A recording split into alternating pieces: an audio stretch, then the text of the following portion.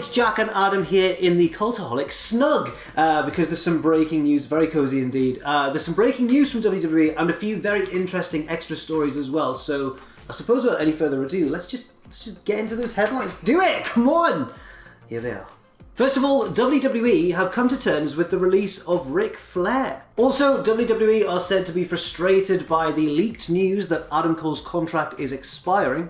And finally, AEW have sold out the remaining United Center tickets in just 4 minutes. More on that in just a bit. So yes, first of all, WWE, this is very recent news in fact, reported by both Wrestling Inc. and Fightful, have come to terms with the release of Ric Flair. Both news sources have indeed confirmed that Flair is no longer with WWE. Apparently, Flair requested the release and it was granted effective today. He'd only re-signed last year and of course was involved with that very strange angle with Lacey Evans, which then got really quickly, abandoned because she became legitimately pregnant. Such a shame. Not the pregnancy, the angle getting scrapped. I really thought they were going to get back to that. So, I don't know, he's been doing the odd bit behind the scenes. Like, they keep him around, obviously, on a deal, so they've got him on hand for like various documentaries and other bits that they do. But he's been backstage a fair bit in recent months, but obviously they won't be using him again. To me, like, he's another guy like Mark Henry or Big Show that has so much to offer behind the scenes that if AEW want to pay a price for him, then he's probably going to be willing to do that. Yeah, absolutely. Especially, there's a link there, of course, because Charlotte Flair's partner is Andrade. I don't know how close they particularly would be, but at the same time, there is certainly a link that could be made. I doubt even Andrade has to be there for you to forge a link with Flair and AEW. No.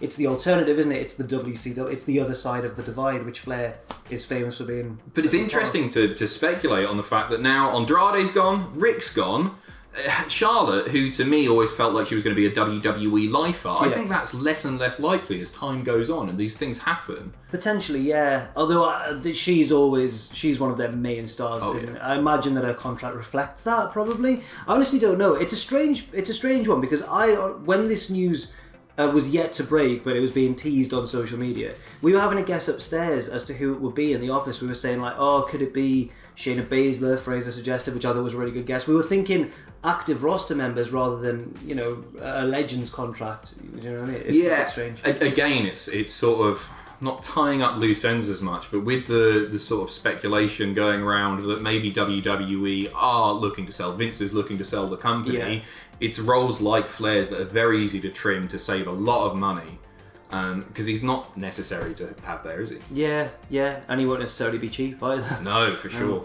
Next up, anyway, on the topic of this, sort of similarly, because obviously since Bray Wyatt, the news of Bray Wyatt's release broke, Adam Cole's kind of became the centre of the story in a weird way. The news was leaked about not only kind of discontent or failing morale within the locker room, people not feeling like they've got job security because huge names are being let go, but also the news that Adam Cole's contract is expiring very, very soon. Now, we've already reported on that, but there's more to this story, because according to PW Insider, there is internal frustration within WWE that this news was leaked, which I don't think is too surprising, to be honest. No, not at all. And he's got he's in such a great position as far as bargaining with WWE and AEW goes, because he would be welcomed straight away down there. Like, he wouldn't struggle to find work with Tony Khan. But also, he's done pretty much everything there is to do in NXT. He's probably not going to be around, and we've been saying this for a while, but he probably actually isn't going to be around in NXT for too much longer.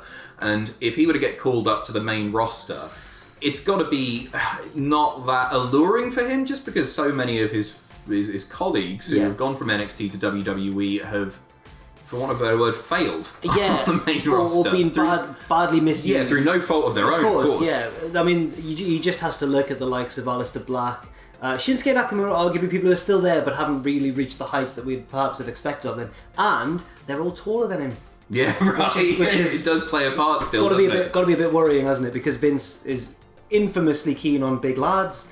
Adam Cole's not he's phenomenal in every other aspect, but it's the WWE, it's the main roster. It's the barrier that so many talented wrestlers have been unable to overcome.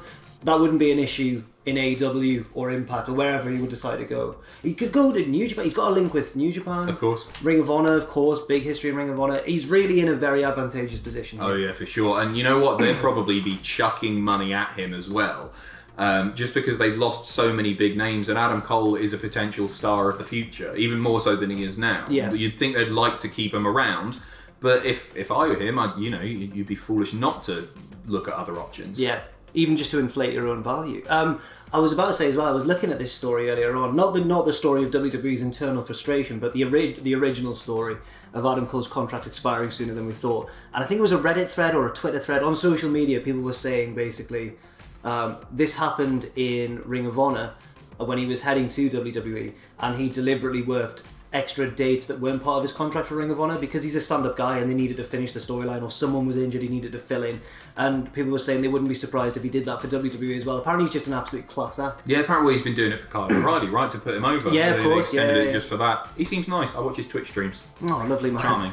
AEW has sold out the remaining United Center tickets in just 4 minutes. This reminds me of pre-pandemic times when the news of them selling out in ludicrously fast time would crop up all over the place. But this is the remaining tickets. Yeah, so we don't know an exact number on this. So right, tickets sold really quickly anyway, and now all of the belief is that CM Punk is going to be there at this show.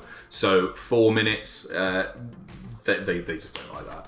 So, understandably. Oh, absolutely. It's of course the first dance. It's going to be the second episode of Rampage, but it's going to be in Chicago, Illinois. It's called The First Dance, which is a bit of an allusion to The Last Dance, the Michael Jordan Chicago Bulls documentary. It's all set up. Tom's been saying this all week. He's been saying if they don't get CM Punk after all this, if it falls through somehow, Tom was saying just cancel the show because there's no way that's going to be received well in the slightest. The chants are going to be there from the start. You've got to bring him out straight away, really, haven't you? Because otherwise the chants are going to hijack the show, especially in Chicago. WWE there tonight. It's going to be an interesting role. There was some fantasy booking going on upstairs. Mm-hmm. Ross said you've got to bring him out first to do exactly what you said, to negate all of the chants throughout the night. Tom said what you do is you hit his music and bring out MJF dressed as him. Yeah. Tom's a clever boy. Yeah. He's a clever little boy. Anyway, I'm really a little boy. It's tiny. Several years older than me. I think it's going to be really interesting to watch. Is that also? No, it's not. It's the same weekend as SummerSlam.